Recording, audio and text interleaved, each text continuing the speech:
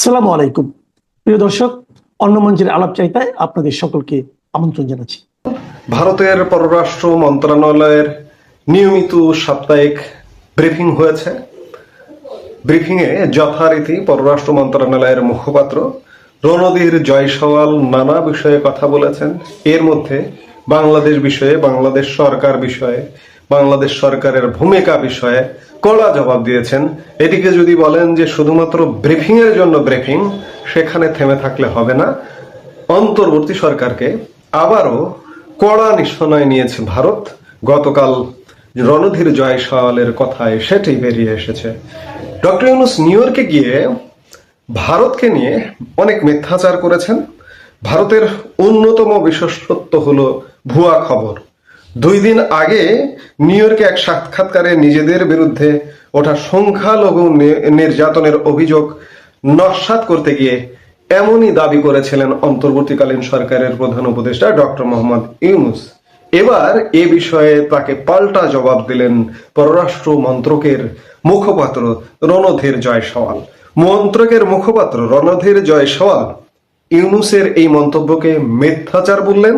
তার মন্তব্য, আমরা এ ধরনের ভিত্তিহীন অভিযোগকে মিথ্যাচারের শামিল বলেই মনে করি। বাংলাদেশের অন্তর্বর্তী সরকারের প্রধান উপদেষ্টার এই মন্তব্য প্রত্যাখ্যান করছি।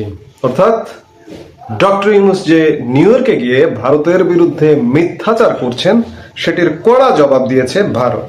জাতিসংঘের সাধারণ পরিষদের অধিবেশনে গিয়ে গত মঙ্গলবার এক সংবাদ মাধ্যমকে সাক্ষাৎকার দিয়ে ডক্টর ইউনূস হিন্দুদের উপর নির্যাতন নিপীড়ন অভিযোগ নাকচ করেন।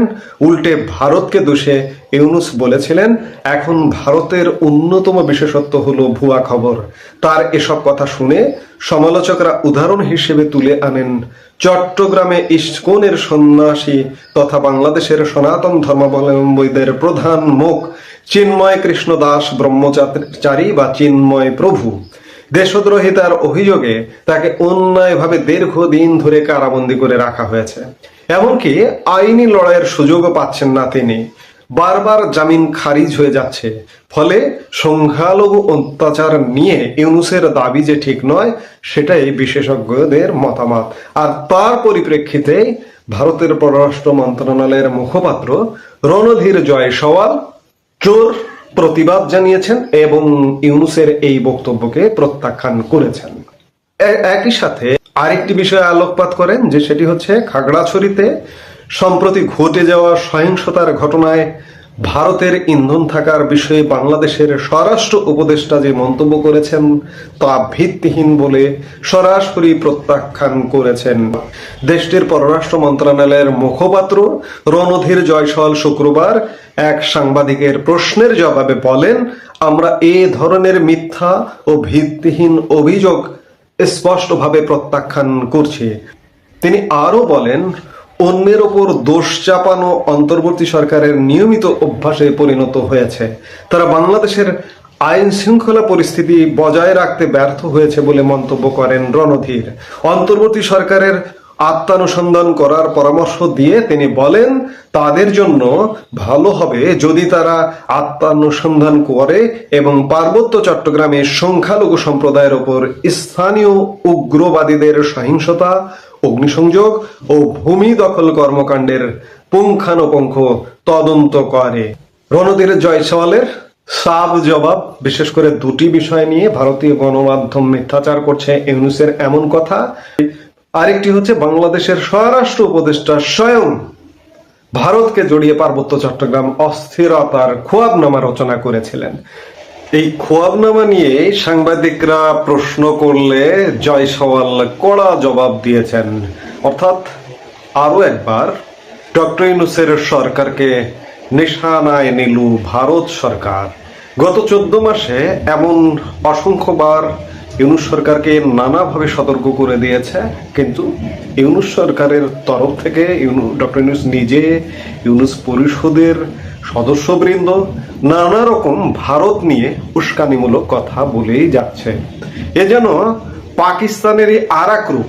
পাকিস্তান যেমন নিজেরা খেতে পড়তে পারে না, অথচ ভারত নিয়ে উস্কানি দিতে গিয়ে নিজেদের 12টা বেজে যাচ্ছে। এদিকে পিওকে অস্থির, ওদিকে বালুচ অস্থির, পাকিস্তানের মানচিত্র অখণ্ড থাকবে কিনা এই প্রশ্ন দেখা দিয়েছে চারিদিকে অস্থিরতার কারণে। আজকে বাংলাদেশে বর্তমানে যে একটা সরকার, অবাস্তব একটা সরকার বসে আছে, এই সরকারটার কথায় বার্তায় বডি ল্যাঙ্গুয়েজে সবচেয়ে যৌক্তিক প্রতিবেশী, নিকট প্রতিবেশী ভারতের সাথে যেন গায়ে পড়ে ঝগড়ায় জড়াচ্ছে। এই গায়ে পড়ে ঝগড়ায় জড়ানোটা শেষ বিচারে বাংলাদেশকে কোথায় নিয়ে দাঁড় করাবে এই ডক্টর ইউনূস সরকার জানে, ডক্টর ইউনূস নিজে জানে আসলে এদের গোপন উদ্দেশ্য কি। যেটি হোক, ভারত আবারও হুঁশিয়ারি দিল বাংলাদেশকে, এবং এসব হুঁশিয়ারি হতে হতে একটা ভয়ঙ্কর পরিস্থিতি, মাঝে মাঝে আমার শঙ্কা জাগে যে একটা ভয়ঙ্কর পরিস্থিতি ঘটে কিনা। কারণ বাংলাদেশ প্রতিনিয়ত বেফাস কথা বলছে, এবং ইতিমধ্যে ইউনূস সরকার বাংলাদেশের জনগণের বহু ক্ষতি করে ফেলেছে। ভারত প্রসঙ্গে বিশেষ করে ভারতের ট্রান্সশিপমেন্ট বাতিল, ভারতে আমাদের রপ্তানি সুবিধা বাতিল, বিভিন্ন কিছু, এবং আমরা ভারতে যেতে পারি না, আমাদের ভারতের ভিসা বন্ধ, চিকিৎসা এবং শিক্ষার্থী ছাড়া আমাদের স্বাভাবিক অন্যান্য যে ভিসা, ভ্রমণ ভিসা, বিশেষ করে ট্যুরিস্ট ভিসা, একটা দেশে আমরা যেতে পারি না। সবচেয়ে নিকট প্রতিবেশী যে দেশ, এই যে ট্যুরিস্ট ভিসা বন্ধ, এতেই বোঝা যায় যে কূটনৈতিক সম্পর্কটা কোথায়, এবং ইউনূস যে এই কূটনৈতিক সম্পর্কটার যে উন্নয়ন ঘটাবে এ ব্যাপারে তার কোনো ধরনের অ্যাটেনশন নাই। একটা বিধ্বংসী সরকার ইউনূস সরকার। এই সরকারের অবসান হতে হবে, নইলে আভ্যন্তরীণ ভাবেও বাংলাদেশ ভালো থাকবে না, কূটনৈতিক ভাবেও ভালো থাকবে না। শুধু ভারতের সাথে না, এত বড় খেলোয়াড় পৃথিবীর কারোর সাথে কোনো কূটনৈতিক সম্পর্ক নেই, এমন একটা অবস্থায় নিয়ে গেছে ডক্টর ইউনূস সরকার। ভারতের নতুন করে গতকালকের এই যে নিশানায় নেওয়াটা, এটি নিঃসন্দেহে অ্যালার্মিং। ডক্টর ইউনূস এবং ইউনূস সরকার অ্যালার্ট হবে কিনা সে ব্যাপারে যথেষ্ট সন্দেহ আছে। ভারতকে নিয়ে উস্কানিমূলক আরো নানান রকম কর্মকাণ্ড করতে পারে, এবং এগুলোর পরিণাম বাংলাদেশের জন্য ভয়াবহ, বাংলাদেশের জন্য খারাপ হবে।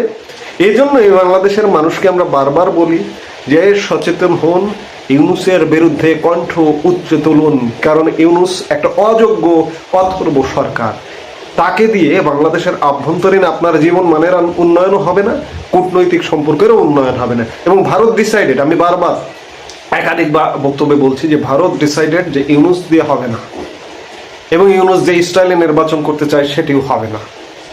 নির্বাচন হতে হবে অন্তর্ভুক্তিমূলক। কাজেই বিদায় হতে হবে ইউনূস, এছাড়া মুক্তি নেই। এই মুহূর্তে এ পর্যন্তই। সবাই ভালো থাকুন, সুস্থ